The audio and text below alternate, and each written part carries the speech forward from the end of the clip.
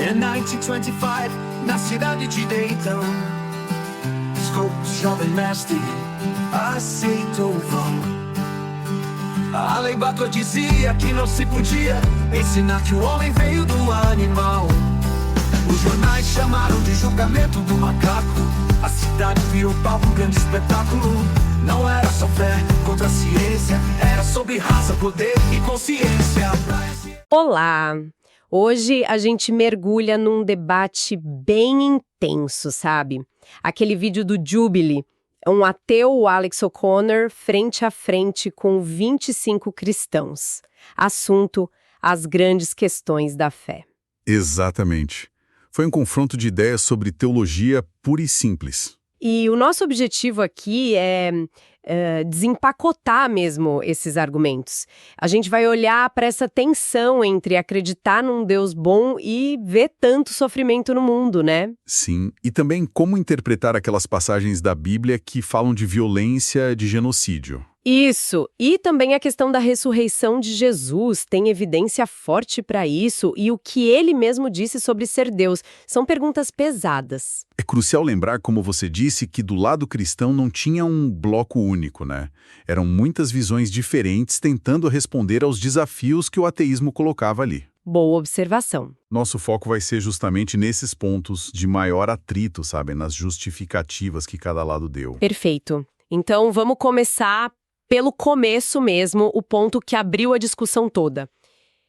O problema do sofrimento. Isso, o Alex lançou essa logo de cara. Como é que a gente concilia a quantidade e até o tipo de sofrimento que a gente vê? Ele focou muito nos animais, na seleção natural, com a ideia de um Deus todo-poderoso e totalmente bom. E ele bateu na tecla de que a seleção natural, que seria o mecanismo escolhido por Deus, funciona basicamente pela morte, pelo sofrimento dos que não se adaptam tão bem. E trouxe aquele dado, né? 99,9% das espécies que já existiram foram extintas, muitas vezes de forma bem brutal. Para ele, isso faz todo sentido num mundo sem Deus, no naturalismo. Mas para o teísmo, aí gera uma questão séria. E foi interessante ele distinguir mal, que é moral, de sofrimento, que é só experiência ruim. O foco dele foi no sofrimento em si, que existe mesmo sem moralidade objetiva. Exato. O exemplo do cervo morrendo devagar com a pata presa debaixo da árvore. Foi forte. Nossa, muito. Por que Deus deixaria algo assim acontecer? Essa foi a pergunta dele. E as respostas dos cristãos, bom, variaram. Tiveram as teodiceiras clássicas, né? Aquelas tentativas de justificar Deus. Tipo, o livre-arbítrio humano, a ideia de que o sofrimento ajuda a alma a evoluir, ou que gera bens maiores no final. Isso. Só que o Alex foi rápido em apontar que essas explicações, muito centradas no ser humano e na moralidade, parecem não encaixar muito bem para o sofrimento dos animais, né? É verdade. Os animais não têm livre-arbítrio nesse sentido, nem buscam um desenvolvimento da alma como a gente entende. Aí surgiu outra linha, a de um sistema de valores diferente, que a gente só entenderia plenamente, no fim da história, com a redenção total. Falaram até em sofrimento redimível depois da morte. Como assim? A ideia de que, no pós-vida, até os animais poderiam, de alguma forma, concordar com a sua existência, entender o propósito do sofrimento. Talvez ganhando um status tipo de mártir ou reconhecendo o amor de Deus ali. Entendi. E teve também a analogia do pai, né? Aquele que permite o filho passar por dificuldades para crescer. Sim, sugerindo que o sofrimento seria necessário para o nosso desenvolvimento moral e espiritual. Mas essas respostas também levaram a críticas, certo? Com certeza. Por exemplo, por que Deus simplesmente não criou um mundo com menos sofrimento desde o início? Se todos os animais fossem herbívoros, como o Alex sugeriu, a predação, que causa tanto sofrimento, diminuiria drasticamente. Faz sentido. E a ideia da redenção pós-morte foi questionada como uma compensação que vem depois do estrago. Por que causar o sofrimento primeiro, se Deus poderia só dar o bem final? A analogia do Alex foi aquela de dar um soco e depois dinheiro, né? Exatamente. E a analogia do pai e filho também não parece funcionar para tudo. E os bebês que morrem sem ter chance de aprender nada? E os animais, que não têm essa capacidade de compreensão abstrata? Complicado. Tentaram ainda ligar o sofrimento à consciência. Argumentaram que o teísmo explica melhor de onde vem a consciência, que é o que permite sentir sofrimento, do que o ateísmo. Ah, interessante. Só que isso levou a um ponto meio sinistro, a hipótese do Deus mau. Quer dizer, mesmo que a consciência aponte para um criador, quem garante que ele é bom? Poderia ser um criador indiferente ou até sádico. Nossa. E foi aí que entrou o tal ceticismo teísta, né? Sim, essa ideia ganhou bastante destaque. Basicamente é dizer, talvez existam motivos divinos para o sofrimento que a nossa mente limitada simplesmente não alcança. Como os no-zims, aqueles mosquitinhos que a gente mal vê. Só porque não vemos a razão, não quer dizer que não exista. Isso. Mas o Alex não achou isso muito convincente, né? Ele diz que isso não conforta ninguém e não é uma razão real para acreditar. É só admitir que talvez exista uma explicação desconhecida. Ele usou a analogia do amigo assassinado e a história maluca da CIA. Pois é. Uma possibilidade sem prova não serve como explicação, segundo ele. Ficou essa tensão. Humildade de reconhecer limites versus a necessidade de razões que façam sentido para tanto sofrimento. Essa dificuldade de conciliar fé e realidade nos leva direto para o segundo ponto quente. Deus ordenou genocídio na Bíblia. Ah, essa é clássica e sempre controversa. O Alex citou passagens bem diretas, como 1 Samuel 15, a ordem para acabar com os amalequitas, homem, mulher, criança e bebê, e as destruições em Josué, tipo Jericó e Ai. E as reações dos cristãos foram variadas, de novo, imagino. Sim, bastante. Alguns admitiram que os textos são difíceis, problemáticos mesmo. Outros foram para a interpretação não literal. A Bíblia seria mais teologia que história factual. Teve a ideia da revelação progressiva.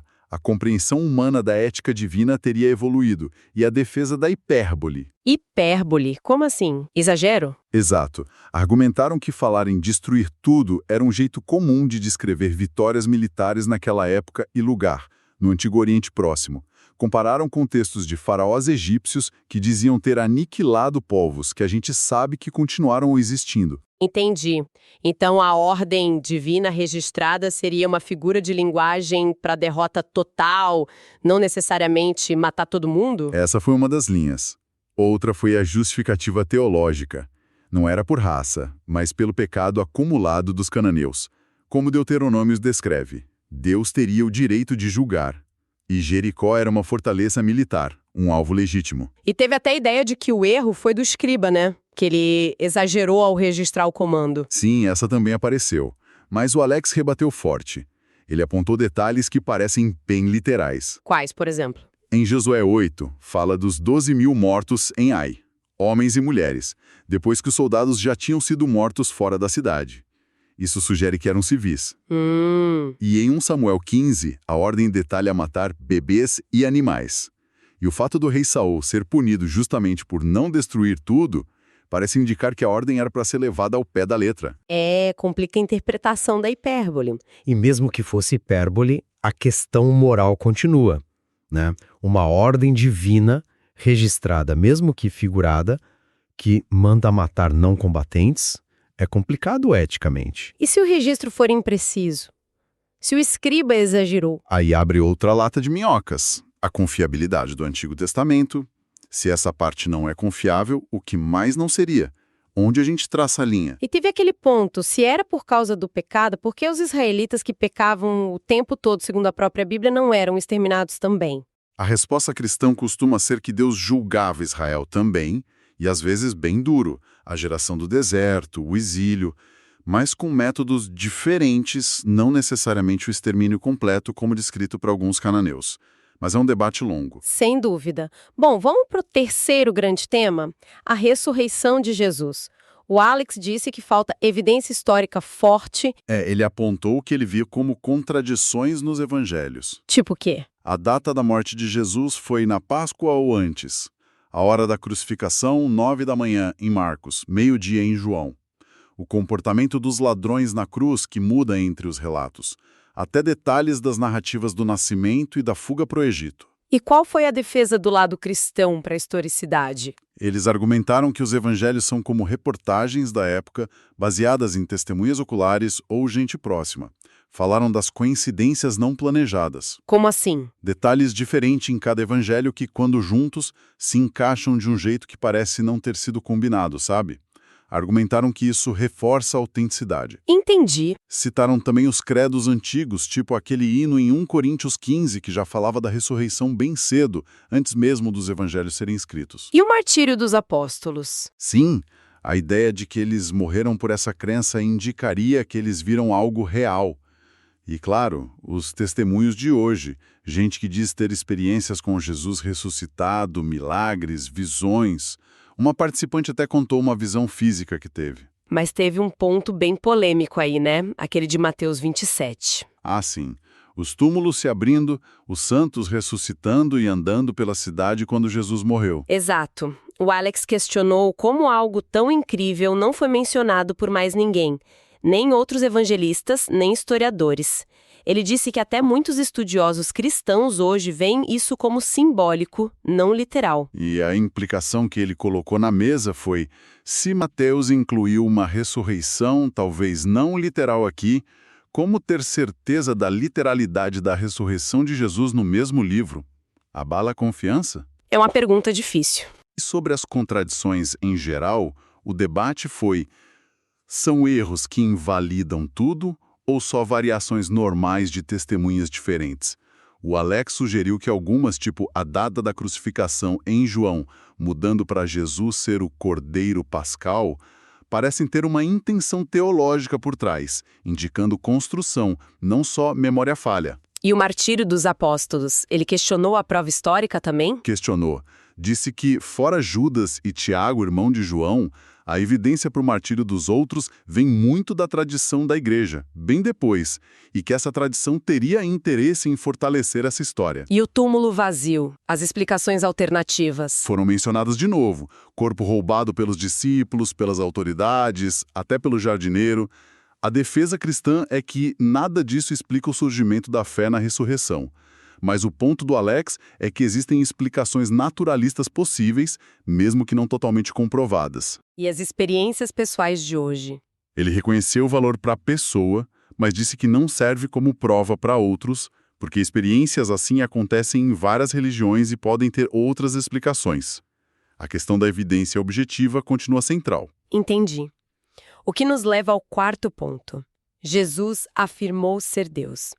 O Alex disse que o Jesus histórico, principalmente nos sinóticos, Marcos, Mateus, Lucas, não fez isso claramente. Sim, ele argumentou que essa crença de Jesus ser idêntico a Yahweh veio depois. E os cristãos como rebateram? Usaram muito o Evangelho de João, claro. As frases antes que Abraão existisse, eu sou, o tal ego em mim, que para muitos recorre a revelação de Deus a Moisés. Eu e o Pai somos um. Quem me vê, vê o Pai. Mas e nos outros evangelhos, os sinóticos, que muitos veem como mais próximos dos fatos históricos? Ali, eles apontaram para pistas mais indiretas. A citação de Isaías em Marcos, preparai o caminho do Senhor, onde Senhor no original é Yahvé, as acusações de blasfêmia contra Jesus, o fato dele perdoar pecados, que era visto como coisa de Deus. Receber adoração também, né? Embora o termo possa ser ambíguo. Exato, o prosquínio. E ele afirmar ser o juiz final, o nascimento virginal. Tudo isso foi colocado como indício. E as cartas de Paulo? Sim, que são mais antigas que os evangelhos. Filipenses 2, falando de Cristo em forma de Deus, buscando igualdade com Deus, e tentaram conectar com a teologia judaica da época. Tipo o quê? A identificação com o Filho do Homem de Daniel 7, que vem nas nuvens, um símbolo de divindade no contexto antigo. E a ideia das duas potências no céu, uma corrente minoritária no judaísmo que talvez admitisse uma segunda figura divina. Mas o Alex contestou essas interpretações, né? Sim, e disse que as afirmações mais claras estão justo em João, o evangelho mais tardio e teológico. Nos sinóticos, seria tudo mais ambíguo. Ele questionou o significado dos termos. Exato. Egoemi pode só significar sou eu. Prosquineu foi usado para reis também.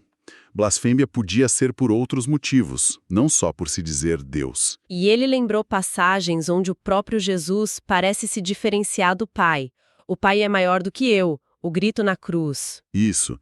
E sobre as figuras do Antigo Testamento, Ele disse que a identificação podia ser sobre cumprir um papel messiânico, não ser literalmente Deus. Usar um salmo na cruz seria sobre cumprir profecia, não Jesus dizendo eu sou Deus. Então fica a dúvida. Mesmo que os autores depois acreditassem, o que o próprio Jesus disse? A prova mais forte está em João, cuja historicidade literal é mais debatida. Exatamente. E aí, nesse meio, surgiu uma voz diferente, de uma participante dos Santos dos Últimos Dias, os Mormons. Ah, é verdade. O que ela trouxe para a conversa? Ela apresentou a visão Sud como uma forma que, para ela, lida melhor com o problema do sofrimento. Uma visão de Deus talvez mais defensável em alguns pontos. E como seria essa visão? Ela falou da pré-existência, que a gente já existia antes, como espíritos, e escolheu vir para cá, sabendo que teria sofrimento e injustiça. Interessante. E a ideia de que Deus opera dentro de leis eternas, que nem ele pode quebrar, tipo leis da lógica. E como isso explica o sofrimento? A ideia é que passar por essa realidade injusta é necessário por nosso progresso eterno para a gente aprender e se tornar como Deus. A nossa escolha lá na pré-existência seria a chave. E ela diz que os animais também serão redimidos. E o Alex, o que achou disso? Questionou por que esse nível de sofrimento seria logicamente necessário. A conexão com as leis eternas não ficou muito clara. E se a gente consentiu, os animais não consentiram. Como fica o sofrimento deles? É a mesma questão voltando. Voltou também a questão da compensação versus justiça. Pagar depois justifica o dano inicial. Ele usou a analogia do clube de ricos que vandaliza e paga. Ela usou a da vacina no cachorro, que dói mas salva. Visões bem diferentes. No final, o Alex não pareceu convencido que o modelo Sud resolvia melhor o problema, especialmente dos animais. Talvez só trocasse um problema por outro. Mas foi interessante ver essa outra perspectiva, né? Sem dúvida. Mostra a diversidade dentro do mundo religioso. A teologia Sud tem pontos bem diferentes do cristianismo tradicional, como a natureza de Deus e essa ideia de nos tornarmos deuses. Mostra como diferentes sistemas tentam lidar com as mesmas perguntas difíceis. Então, fechando nossa análise desse debate, o que fica? Fica claro que são questões enormes, complexas pra caramba, argumentos fortes dos dois lados, contra-argumentos também. Ninguém saiu com uma vitória clara, né? Não mesmo. E o que chama atenção é a variedade de respostas dentro do próprio cristianismo. Desde quem lê tudo literalmente até quem reinterpreta. Fala de revelação progressiva ou traz teologias alternativas como a Sud. Não existe a visão cristã única para tudo isso. E isso deixa a gente pensando. Como é que se navega nisso tudo? Com evidências que são textuais, históricas, filosóficas, de experiência pessoal, todas com seus limites, suas ambiguidades. Como é que alguém forma ou mantém uma convicção sobre Deus, sofrimento, Jesus? Talvez a questão final seja sobre o equilíbrio que cada pessoa encontra, né? Como pesar a razão, as evidências que a gente tem, com todas as suas falhas, a tradição, a experiência pessoal, a fé, para tentar achar algum sentido nessas águas que são bem profundas e, vamos combinar, às vezes bem turbulentas. Não tem fórmula mágica. Exatamente.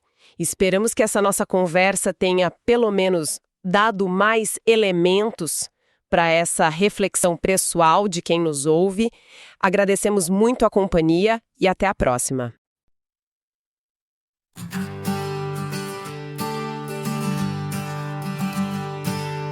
Em 1925, na cidade de Dayton, Scopes, jovem mestre, aceitou o vão.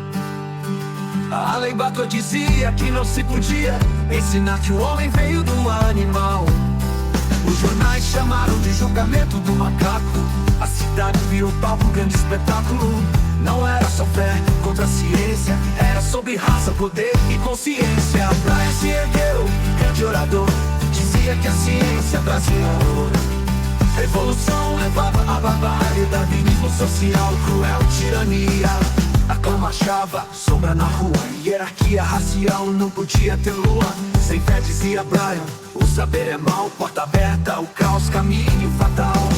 Darrow chegou, agnóstico gigante, defensor da razão, do direito constante. Viu na lei a uma teocracia sobre a humanidade. Todos ao gramado, calor insuportável. Darwin desafia a praia, ato notável. Pergunta sobre Noé, achou sua criação. 6 dias de dilúvio era a interpretação. Praia admitiu, os dias eram longos. Muralha do literalismo caiu com sons. Derrota moral, mas a lei ainda vigorava. Impacto cultural que a América sentia. Scopes pagou multa, depois anulada pela Suprema Corte, questão técnica aplicada. O julgamento deixou marca e lição, depois lembrava. Democracia em avaliação. Avaliação. Avaliação. Avaliação. Avaliação.